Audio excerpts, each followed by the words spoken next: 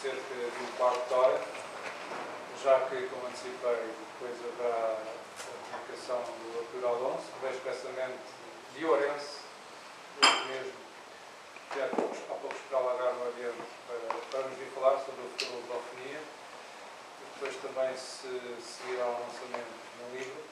Mas temos ainda um quarto de hora, 20 minutos, para uma troca de impressões sobre estas duas muito relativas alocuções. Não sei. Primeiro, fazer alguma pergunta, uma observação? Bem, eu gostei, tinha aqui algumas, mas vou ser sintético. Para o professor Mendo Castro Henriques, a Primeira República desapareceu porque não foi capaz de equacionar o problema económico. E a questão é, o que é que pensa dos paralelismos entre a bancarrota parcial declarada por Oliveira Martins na sua altura e a iminente bancarrota em que estamos hoje, aparentemente, perto? E uma segunda questão, qual é que foi o papel que a maçonaria teve nessa Primeira República e qual é que é o papel que ela está a ter hoje, nesta situação presente?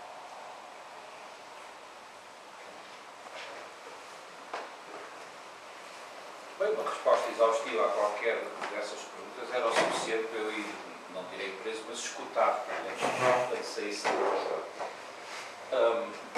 Vou tentar ser sintético, embora de facto ficarão muitas coisas por dizer e nem sequer pretendo ter uma explicação completa. E este é um ponto metodológico importante. Nós não devemos ter aquele vício que em filosofia se chama hegeliano, de para tudo ter a resposta absoluta, definitiva.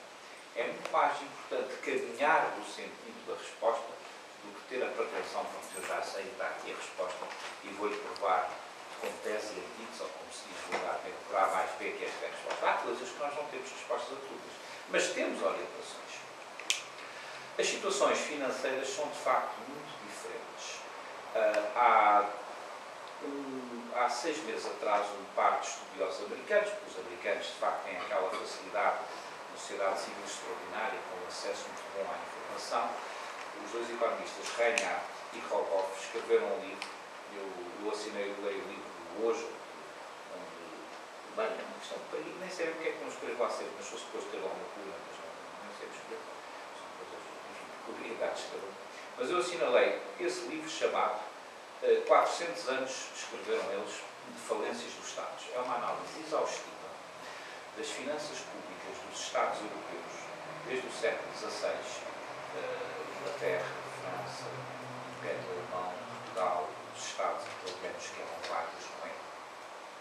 Por exemplo, o primeiro capítulo são as muito conhecidas falências da Espanha. Filipe II de Espanha declarou 5 vezes a chamada bancarrota. Aliás, o termo é um termo do capitalismo italiano, lombardo, do século XIII, em que quando não havia dinheiro em cima da banca onde se faziam os pagamentos, dizia-se que a banca estava rota. E Filipe II declarou, devido às aventuras militares do Império Hispânico de Habsburgo, que tinha uma guerra em várias frentes, na Itália, nos Países Baixos, contra o Islão, enfim, mais as posições das Américas. E depois eles vão por aí afora, até às sucessivas bancarrotas, como digo, até ao século XX, dando o que é neste momento o melhor livro, Reinhardt e Rogoff, temos muito estranhos estes dois estudiosos americanos, Laurent Reinhardt e Rogoff, dando o melhor panorama que existe sobre finanças públicas. Portanto, remeto para aí para explicações completas, etc, etc. A diferença que há é que em 1892, tal como em 1889, tal como em 1907, Portugal tinha bancarrota, entre aspas, por ausência de liquidez. Nós tínhamos dificuldades de nos financiarmos nos mercados financeiros internacionais, nos agentes de empréstimos, fossem essencialmente privados ou públicos, porque, enfim, o país estava a mudar de paradigma produtivo. Mas em 72, por exemplo, quando essa de Queiroz compara Portugal e a Grécia, obviamente que aqui há uma enorme dose de ironia e de humor. Essa de Queiroz, a situação portuguesa em 72, assim de repente, é uma situação económica muito boa.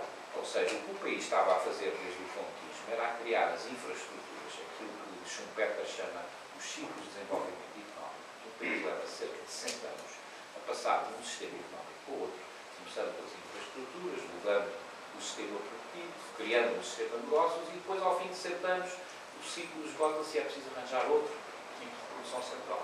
Isto valeu para o carvão, valeu depois para o aço, valeu depois para a eletricidade e vale agora, por exemplo, para o ciclo das indústrias digitais e todas as modificações, que até vão muito ter a área que nos interessa da cultura, porque cada vez, como sabem, se fala mais das indústrias culturais, uma área completamente abandonada, e certa nova comunicação aqui do Pedro tem muito a ver com, no fundo, estamos a sofrer os efeitos de uma cultura importada oficial de como é que se gera uma indústria cultural e não somos capazes de encontrar forças nos nossos excelentes recursos culturais para gerar essa mesma indústria. É por isso que eu digo, a infraestruturação económica de qualquer atividade, mesmo a cultura, deve estar nas nossas mãos.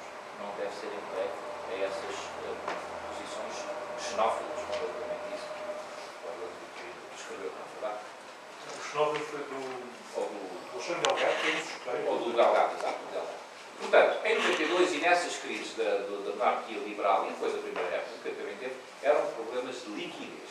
Falta de dinheiro no mercado internacional para gerar investimentos no país. A situação portuguesa hoje, como em parte da grega, como a irlandesa, para dizer a verdade, só não é americana por outra razão, é um problema de insolvência. É que se nós quiséssemos pagar as dívidas que o Estado português, vão lá, 79% do PIB, as empresas públicas vai para 160%, as famílias vai até 280% e as empresas vai até 320%.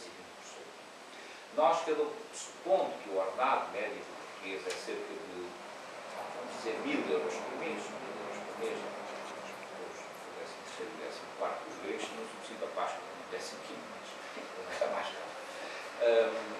É de 14 mil euros, portanto, 18, 19 mil dólares, que é o tamanho dos indicadores internacionais.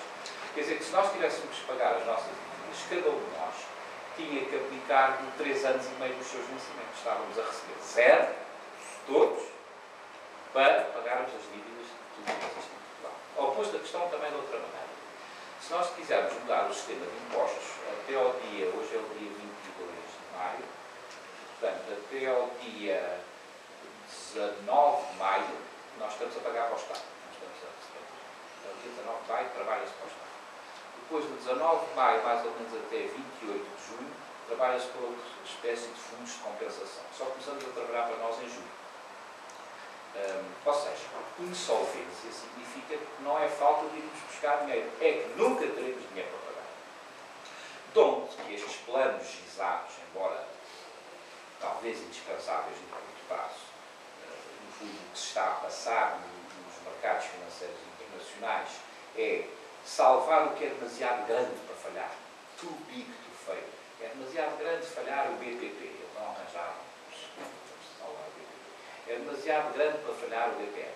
Então o Estado português endividou-se e endividou-nos a nós para salvar o BPR. Portanto, as dívidas transferiram-se dos bancos para os Estados, mas o Estado somos nós, não é como o Luís XIV. O Luís XIV já morreu há muito tempo. Não é o Estado sou eu. O Estado somos nós.